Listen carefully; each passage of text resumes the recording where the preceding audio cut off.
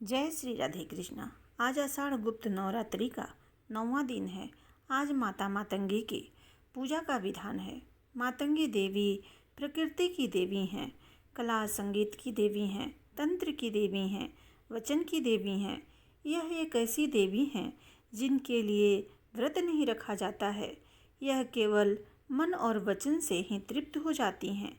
इन्हें किसी भी प्रकार के इंद्रजाल और जादू को काटने की शक्ति प्रदत्त है। माता मातंगी को माता लक्ष्मी का स्वरूप माना जाता है।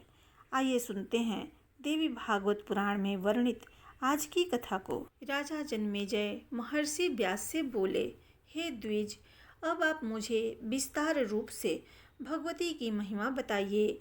हे विपेंद्र, देवी का चरित्र सुनकर मैं भी वह उत्कृष्ट देवी यज्ञ अवश्य करूँगा और इस प्रकार आपकी कृपा से पवित्र हो जाऊँगा। व्यास जी बोले, हे राजन, सुनिए, अब मैं भगवती के उत्तम चरित्र का वर्णन करूँगा। मैं इसके साथ साथ विस्तृत इतिहास तथा पुराण भी कहूँगा। कौशल देश में सूर्यवंश में एक महातेजस्वी श्रेष्ठ राजा उत्पन्न हुए। वे महाराज पुष्य के पुत्र थे और ध्रुव संधि के नाम से विख्यात थे। वे धर्मात्मा, सत्यनिष्ठ तथा वर्णाश्रम धर्म की रक्षा के लिए सदा तत्पर रहते थे। पवित्र व्रतधारी वे ध्रुव संधि वैभवशालिनी अयोध्या नगरी में राज्य करते थे। उनके राज्य में ब्राह्मण, क्षत्रिय, वैश्य, शूद्र, द्विजगण तथा अन्य सभी अपनी अपनी जीविका में तत्पर रहकर धर्म पूर्वक आचरण करते थे। उनके राज्य में कहीं भी चोर, निंदक, धूर्त, पाखंडी, कृतघ्न तथा मूर्ख मनुष्य निवास नहीं करते थे। हे कुरुश्रेष्ठ, इस प्रकार धर्म पूर्वक राज्य करते हुए उन राजा की रूपवती तथा आनंदोपभोग प्रदान करने वाली 2 पत्नियां थीं। उनकी धर्म पत्नी मनोरमा थी, जो सुंदर रूप वाली परम विदुषी थी, और दूसरी पत्नी लीलावती थी, वह भी रूप तथा गुणों से संपन्न थी। राजा ध्रुव संधि उन दोनों पत्नियों के साथ राजभवनों, उपवनों, क्रीड़ा पर्वत, बावलियों तथा विभिन्न महलों में विहार करते थे।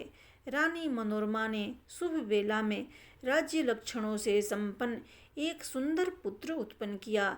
उसका नाम सुदर्शन पड़ा। दूसरी उनकी रानी पत्नी लीलावती ने भी 1 माह के भीतर शुभ पक्ष तथा शुभ दिन में एक सुंदर पुत्र को जन्म दिया। महाराज ध्रुव संधि ने उन दोनों बालकों का जात कर्म आदि संस्कार किया तथा पुत्र जन्म से प्रमोदित एवं उल्लासित होकर उन्होंने ब्राह्मणों को नाना विध दान दिए। हे राजन, महाराज ध्रुव संधि उन दोनों पुत्रों पर समान प्रीति रखते थे। वे उन दोनों पुत्रों के प्रति अपने प्रेम भाव में कभी भी अंतर नहीं आने देते थे। परम तपस्वी उन राजेंद्र ने अपने वैभव के अनुसार बड़े हर्षोल्लास के साथ विधि पूर्वक उन दोनों का चूड़ा कर्म संस्कार किया। चूड़ा कर्म संस्कार हो जाने पर उन दोनों बालकों ने राजा के मन को मोहित कर लिया। वे दोनों कांतिमान बालक खेलते समय सभी लोगों को मुग्ध कर देते थे। उन दोनों में सुदर्शन ज्येष्ठ था। लीलावती का शत्रुजित नामक पुत्र अत्यंत सुंदर तथा मृदुभाषी था। उसके मधुरभाषी तथा अत्यंत सुंदर होने के कारण राजा उससे अधिक प्रेम करने लगे और उसी तरह से वह प्रजाजनों तथा मंत्रियों का भी प्रिय पात्र बन गया। शत्रुजित के गुणों के कारण राजा का जैसा प्रेम उस पर हो गया, वैसा प्रेम सुदर्शन के प्रति नहीं था। वे सुदर्शन के प्रति मंदभाग होने के कारण कम अनुराग रखने लगे। इस प्रकार कुछ समय बीतने पर आखेट के प्रति सदा तत्पर रहने वाले नृपश्रेष्ठ ध्रुव संधि आखेट के लिए वन में गए। वे राजा ध्रुव संधि वन में रूरू मृगों, बनेले सुअरों, गवैयों, खरगोशों, भैंसों, सर्पों तथा गंडे को मारते हुए आखेट करने लगे।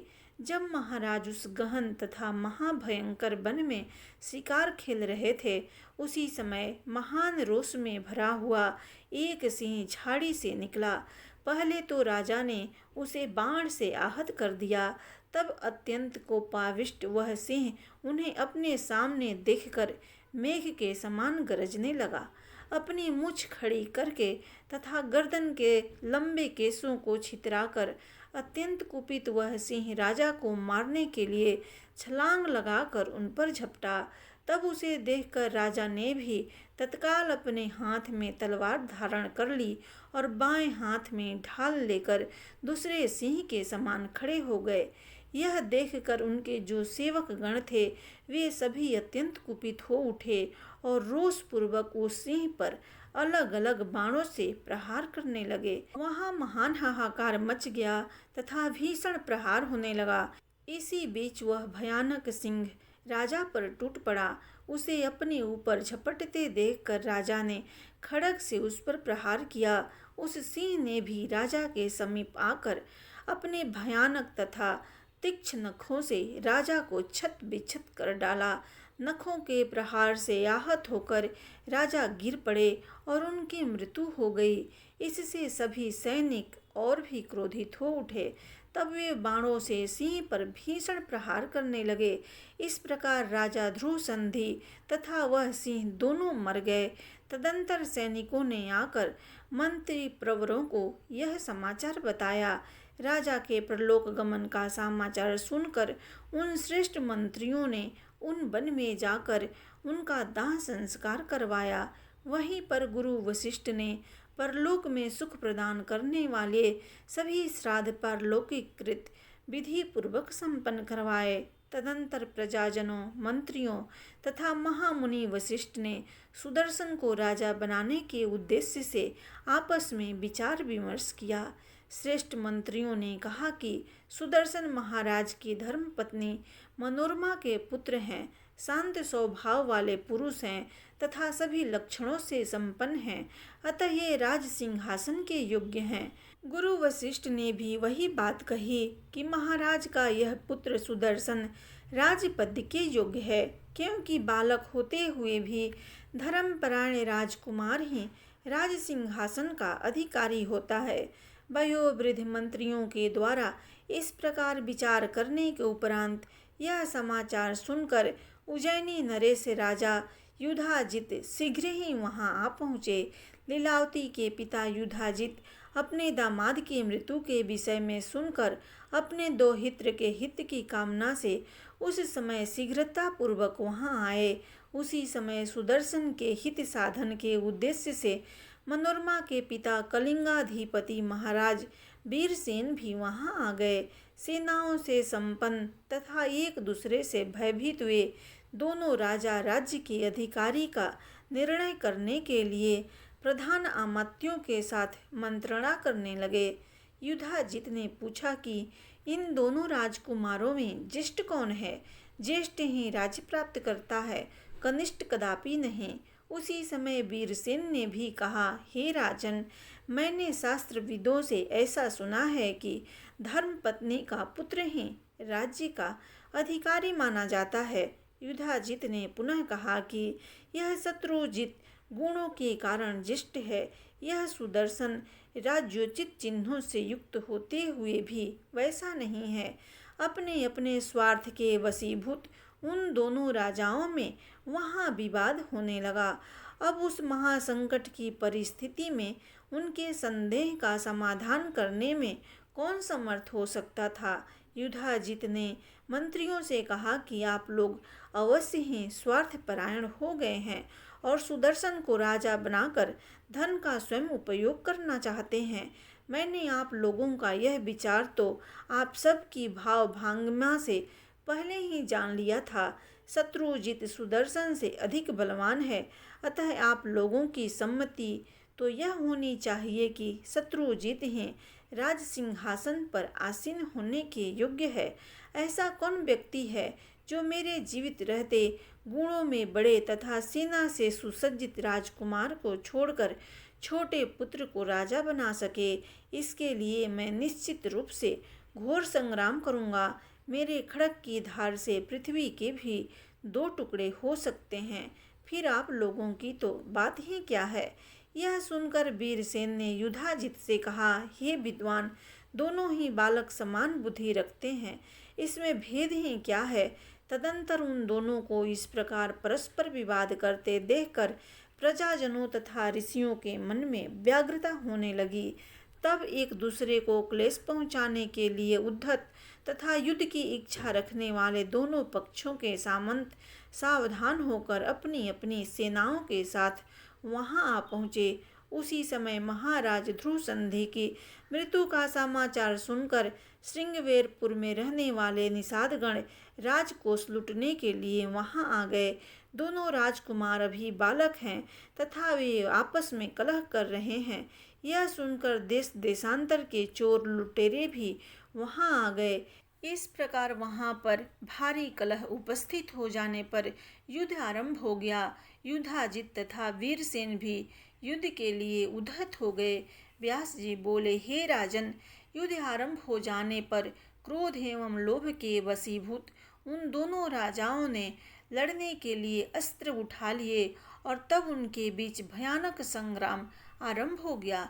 युद्ध के लिए कृत संकल्प वे विशाल बाहु राजा युधाजित धनुष धारण करके अपनी सेना तथा वाहन आदि के द्वारा रणभूमि में डट गए। धरेंद्र के समान तेजस्वी राजा वीरसेन भी क्षत्रियोचित धर्म का अनुसरण करते हुए अपने दो हित्र के हित साधन हेतु विशाल सेना के साथ रण क्षेत्र में उपस्थित हो गए।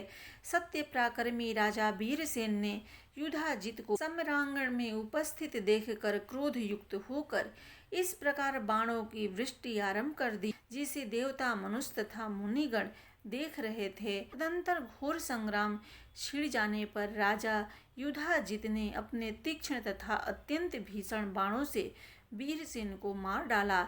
इस प्रकार कटे मस्तक वाले महाराज वीरसेन पृथ्वी पर गिर पड़े। उनकी संपूर्ण सेना नष्ट हो गई और चारों दिशाओं में भाग गई। अपने पिता वीरसेन को समरांगण में मारा गया सुनकर तथा अपने पिता के बैर का स्मरण करते हुए मनोरमा भय से व्याकुल हो गई। वह इस चिंता में पड़ गई कि बुरे विचारों वालों, यह पापी युधाजित राज्य के लोभ से मेरे पुत्र को अवश्य ही मार डालेगा। अब मैं क्या करूं? कहाँ जाऊं? मेरे पिताजी युद्ध में मारे गए तथा पति देव भी मर चुके हैं और मेरा यह पुत्र अभी बालक ही है। लोभ बड़ा ही पापी होता है, इसने किसको अपने वश में नहीं किया। लोभ से ग्रस्त हो जाने पर श्रेष्ठ राजा भी कौन सा पाप नहीं कर सकता। अब इस नगर में कोई बलवान पुरुष मुझे सहायता देने वाला भी नहीं रह गया, जिसके आश्रय में रहकर मैं अपने सुंदर पुत्र का पालन कर सकूं। यदि राजा युधाजित मेरे पुत्र को मार डाले तो मैं फिर क्या करूंगी? इस संसार में मेरा कोई रक्षक नहीं है जिसके सहारे मैं निश्चिंत रह सकूं। मेरी सौत लीलावती भी सदा मुझसे बैर रखती है, अतः वह भी मेरे पुत्र पर दया नहीं करेगी। युधाजित रणभूमि से लौटकर आ जाने पर मेरा यहाँ से निकल भागना संभव न हो सकेगा। वह मेरे पुत्र को बालक जानकर उसे कारागार में डाल देगा। अतः अब मैं अपने पुत्र की रक्षा के लिए शीघ्र ही कोई उपाय करूंगी। ऐसा सोचकर वह रानी अति सम्मानित, सभी कार्यों में दक्ष तथा विशाल कुशल श्रेष्ठ मंत्री प्रवर विद्दल को बुलाकर उन्हें एकांत में ले गई और बालक को हाथ में लेकर रोती हुई दीन मनवाली उस मनोरमा ने अत्यंत दुखी होकर उनसे कहा, मेरे पिता युद्ध में मारे गए और मेरा यह पुत्र अभी अबोध बालक है। राजा युधाजित बलवान है, ऐसी परिस्थिति में मुझे क्या करना चाहिए, मुझे बताइए। तब बिद्दल ने उनसे कहा, अब यहाँ नहीं रहना चाहिए, हम लोग यहाँ से वाराणसी के वन में चलेंगे। वहाँ सुबाहु नाम से विख्यात मेरे मामा रहते हैं। वे समृद्धशाली तथा बलशाली हैं, वे ही हमारे रक्षक होंगे। मन में युधाजित के दर्शन की लालसा से नगर से बाहर निकलना चाहिए और रथ पर सवार हो प्रस्थान कर देना चाहिए, इसमें शंका की आवश्यकता नहीं। बिदल के ऐसा कहने पर रानी मनोरमा लीलावती के पास गई और बोली, हे सुनैने, मैं तुम्हारे पिताजी का दर्शन करने जा रही हूँ। ऐसा कहकर मनोरमा एक दासी और मंत्री बिद्दल को साथ लेकर रथ पर सवार हो नगर से बाहर निकल गई। उस समय बहुत डरी हुई, दुखित, अत्यंत दीन तथा पिता के मृत्युजन्य शोक से व्याकुल वह मनोरमा राजा युधाजित से मिलकर तत्काल अपने मृत पिता का दाह संस्कार कराकर भय से व्याकुल कांपती हुई 2 दिनों में गंगा जी के तट पर पहुंच गई। वहां के निषादों ने उसे लूट लिया था तथा उसका सारा धन और रथ छीन लिया था। तब वह रोती हुई अपने पुत्र को लेकर सैरंध्री के हाथ का सहारा लेकर किसी प्रकार गंगा के तट पर गई और एक छोटी सी नौका पर डरती हुई बैठकर पवित्र गंगा को पार करके वह भयाक्रांत मनोरमा त्रिकूट पर्वत पर पहुंच गई। वह भयभीत मनोरमा भारद्वाज मुनि के आश्रम में शीघ्रता से पहुंची। तब वहां तपस्वियों को देखकर वह निर्भय हो गई। तदंतर भारद्वाज मुनि ने पूछा, हे सूची स्मिते, तुम कौन हो? किसकी पत्नी हो? इतने कष्ट से तुम यहाँ कैसे आ गई हो? मुझसे सत्य कहो, तुम कोई देवी हो अथवा मानवी हो? अपने इस बालक पुत्र के साथ वन में क्यों विचरण कर रही हो? हे सुंदरी, हे कमल नयने, तुम राज्य भ्रष्ट जैसी प्रतीत हो रही हो। मुनि के पूछने पर उस रूपवती रानी ने कुछ भी उत्तर नहीं दिया और दुख से संतप्त होकर रोती हुई उसने अपने मंत्री बिद्दल को सारी बातें बताने के लिए संकेत किया। तब बिद्दल ने मुनि से कहा, ध्रुव संधि एक श्रेष्ठ नरेश थे। ये उन्हीं की मनोरमा नाम वाली धर्म पत्नी है। सूर्य वंश में उत्पन्न उन महाबली राजा को सिंह ने मार डाला। सुदर्शन नाम का यह बालक उन्हीं राजा का पुत्र है। इनकी अत्यंत धर्मात्मा पिता अपने इसी दौहित्र के लिए संग्राम में मारे गए। एतमें युधाजित के भय से संत्रस्त होकर ये इस निर्जन वन में आई हुई हैं। हे महाभाग, हे मुनि श्रेष्ठ, अबोध पुत्र वाली ये राजपुत्री अब आपकी शरण में आई हैं, अतः आप इनकी रक्षा कीजिए। ऋषि बोले, हे कल्याणी, तुम यहाँ भय रहित होकर निवास करो। हे सुब्रते, अपने पुत्र का पालन पोषण करो। यहाँ तुम्हें शत्रुओं से उत्पन्न होने वाला किसी प्रकार का भी भय नहीं करना चाहिए। तुम अपने इस कांतिमान पुत्र का पालन करो। तुम्हारा यह पुत्र आगे चलकर राजा होगा।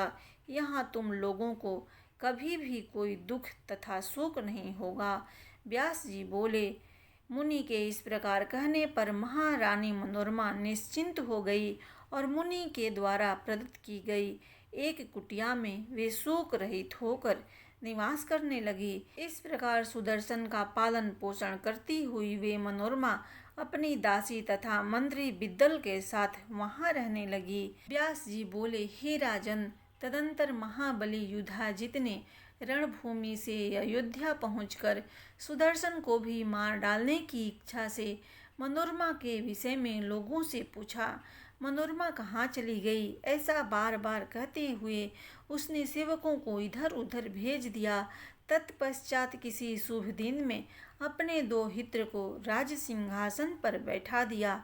समस्त मंत्रियों के साथ गुरु वशिष्ठ ने अथर्व वेद के कल्याणकारी मंत्रों का उच्चारण करके जल पूरित समस्त कलशों से राजकुमार शत्रुजित का अभिषेक किया। हे कुरुनंदन, इस प्रकार युधाजित भी विधान पूर्वक अपने दौहित्र को राज सिंहासन पर बैठाकर तथा राज्यभार मंत्रियों को सौंपकर अपने नगरी की ओर प्रस्थान कर दिया। सुदर्शन मंत्रियों के आश्रम में रह रहा है, ऐसा सुनकर युधाजित उसे मार डालने की इच्छा से तत्काल ही चित्रकूट पर्वत की ओर चल पड़ा। वह दुर्धर्ष नामक श्रृंगवेरपुर के राजा के यहाँ पहुँचा और उस विशाल सेना संपन्न तथा पराक्रमी निषाद राज को अगुआ बनाकर उसने शीघ्र ही आगे की ओर प्रस्थान किया। युधाजित को सेना सहित आते हुए सुनकर अबोध संतान वाली वह मनोरमा भयभीत तथा अत्यंत दुखित हो गई।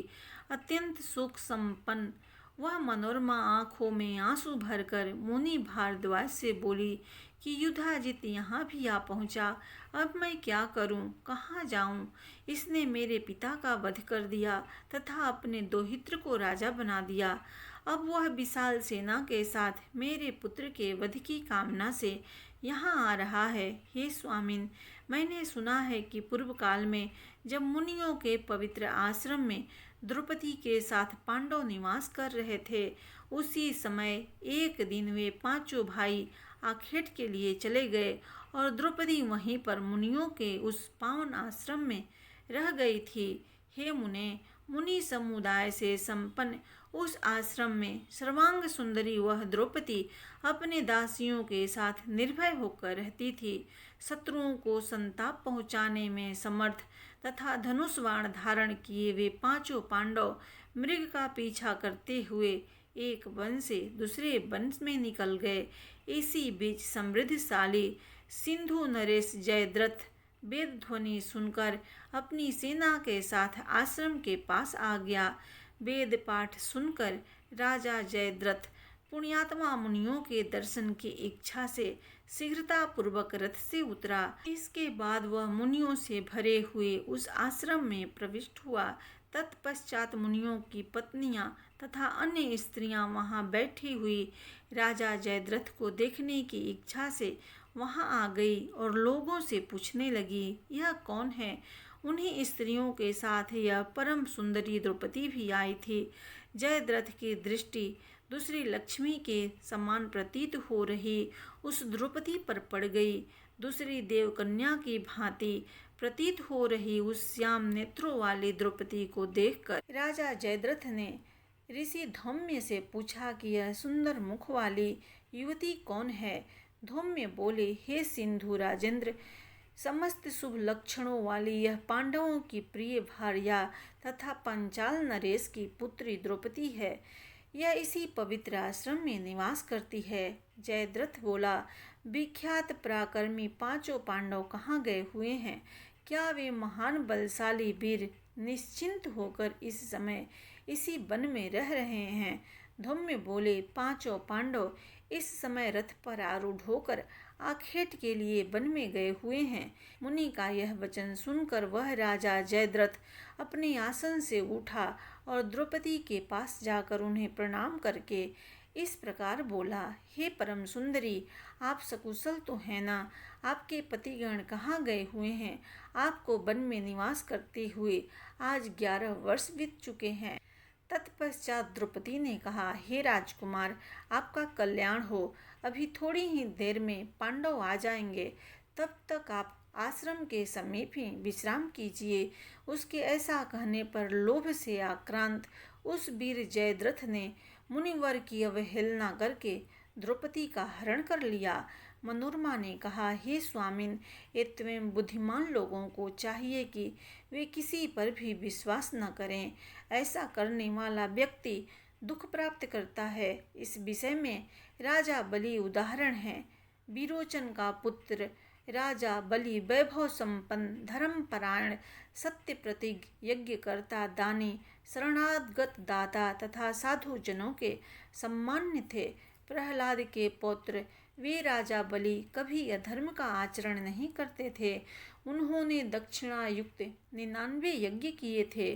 फिर भी सत्व गुण की साक्षात मूर्ति, योगियों द्वारा सदा आराधित तथा विकारों से रहित भगवान विष्णु भी देवताओं का प्रयोजन सिद्ध करने के लिए कश्यप से उत्पन्न हुए और उन्होंने वामन का कपट वेश धारण करके छलपूर्वक उनका राज्य तथा सागर समेत पृथ्वी ले ली। विरोचन के पुत्र बलि एक सत्यवादी राजा थे।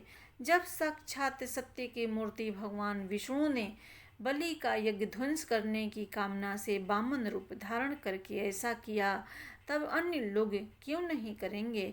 एवं हे स्वामी, किसी पर कभी भी विश्वास नहीं करना चाहिए, क्योंकि यदि चित्त में लोभ रहता है तो पाप करने में किसी भी प्रकार का डर ही क्या है। अतः हे महाभाग, इस युधाजित को घर लौटा दीजिए। हे द्विजोतम, जानकी की भांति मैं अपने पुत्र के साथ यहाँ निवास करूँगी। मनोरमा के ऐसा कहने पर तेजस्वी भारद्वाज मुनि राजा युधाजित के पास जाकर उनसे बोले, हे राजन, हे नृपश्रेष्ठ, अपनी इच्छा अनुसार आप अपने नगर को चले जाएं। छोटे बालक वाली यह मनोरमा बड़ी दुखी है, वह नहीं आ सकती है। युधाजित बोले, हे सौम्य मुने, आप हठ छोड़ दीजिए और मनोरमा को विदा कीजिए।